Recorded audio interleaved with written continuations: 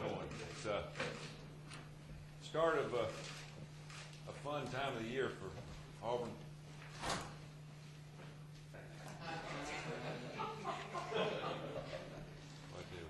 Get no respect. No respect. Fun time of the year for Auburn people and fans, and our football team, and our coaches. You know, you work all year long to get to this point, and no matter how you've played or what your records are, it's a challenge on both sides. These two games coming up are always fun. This game this week is I've got a lot of memorable moments playing against Georgia, not just here, other places, and they're always interesting games. And this one this week is going to be a challenge for both teams. It's a challenge in terms of an SEC game. Two teams that at one point during the season had setbacks, and I think both teams now are playing about as good as they played and working towards their potential. But it's always fun. I enjoy playing against Georgia. Coach Rick and his coaching staff does a very good job. They're always well prepared. We were very fortunate the last time we went over to Athens, and we played well, but so did they, and somehow, some way, we were able to pull it out at the end.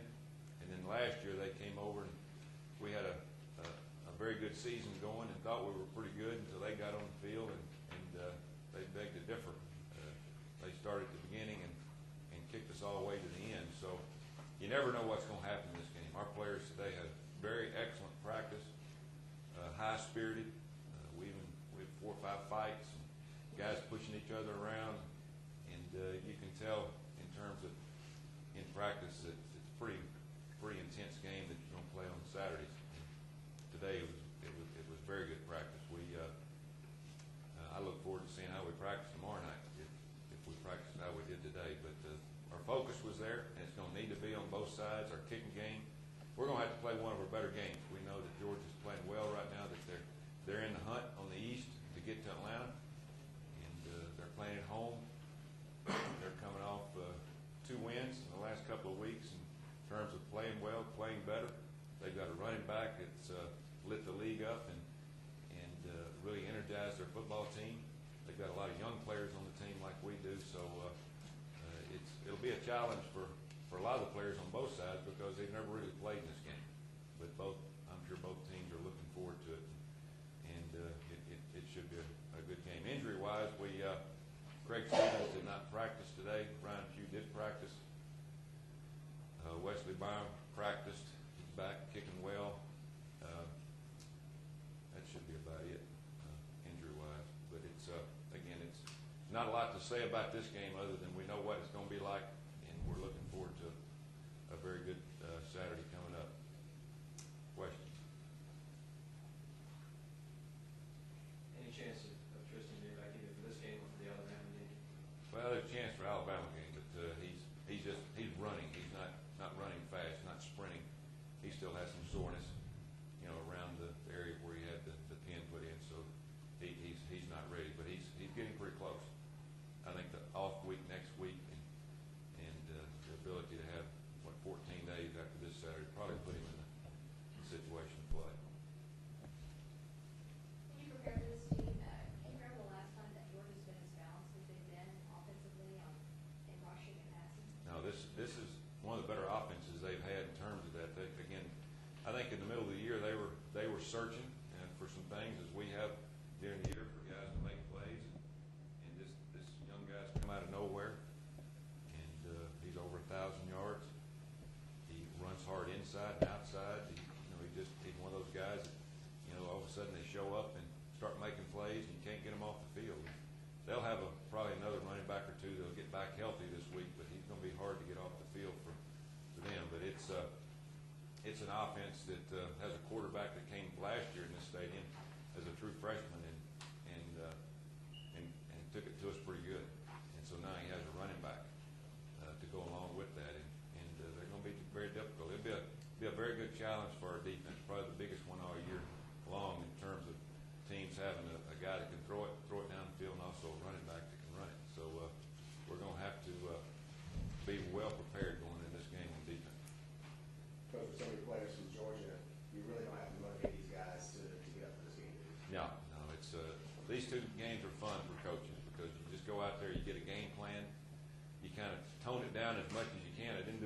job today in terms of toning it down and getting guys understand that you can't play the game during the week. But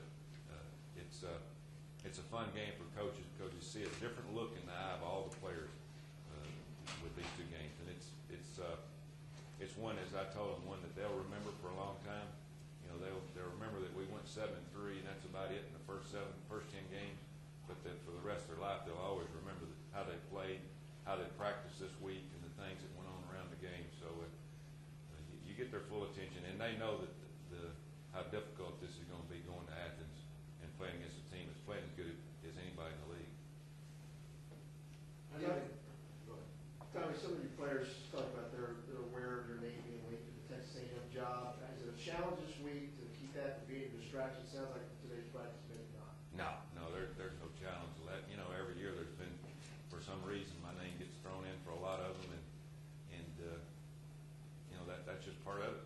And, you know, after we start off 1-2, I thought I was going to have to be taking the job at the end of the year, one way or the other. But it's we're, as I told our players, that's the least of our worries or anybody's worries. They work very hard. The players and the coaches and the fans look very forward to these two games. We're not going to ruin it by, discussing any of that kind of stuff, because anything that I say is going to be looked at, turned around, flipped around, and it doesn't make any difference. You know, we'll sit down with, as I do every year, with the president and Jay at the end of the year, and we'll go from there. How do you think what Groves did in his first game, playing primarily at linebacker last Saturday? He did well. You know, he's a little bit new, but of playing up every now. A lot of times he's a little bit more focused on just rushing the passer. And this week he'll rush the passer some. He'll drop. He'll cover tight ends. He'll play zone. He'll play man.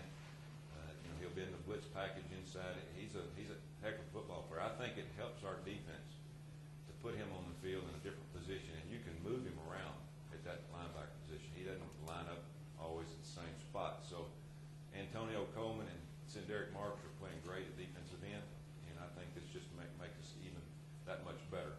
And he's getting close to being 100% healthy. He won't be 100% healthy probably until mid-spring, because, as I said earlier, when you get jammed fingers or toes or whatever, it's kind of tough, and it takes a while to get over that. But he's working real hard to get it as close to being full speed as possible. Have you tried to figure out what motivational employee Mark Richt might employ after Georgia scored his first touchdown this week? Well, whatever he's doing is working, because he's got them focused and playing as good as they played since we've been here. Over the years they've had good teams, we've had good teams, and just watching them play with emotion in the Florida game, I think it didn't have a lot to do with going on the field. I think the players were just excited that when they got in the end zone, hey, we can get this done against a very good team, and they got going, and it worked for them in the Florida game last week. Troy's a good football team. Troy played well, but they found ways to get enough points in the end zone. That's what you have to do when you have a big game and then a game that is not quite as big because it's not a conference game. But I'm sure that they're talking to their players just like we are ours, trying to get them settled down and let them get to that fever pitch about 2:30 on Saturday. What would you want your players to do if they did something like that to you? If they came off rushing out on the field, what would you want your players to do in response? If I was your out defense is out there and they scored that first touchdown on you and they all come running on the field, what would you want your players to do? Well, I'd probably what Florida's did, kind of sit back and wonder what's going on. You don't want them to get any kind of pushing match.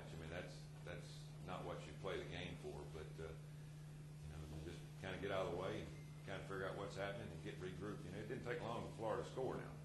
It didn't take 3 or 4 plays for them to jump back in and get a touchdown. They weren't too rattled.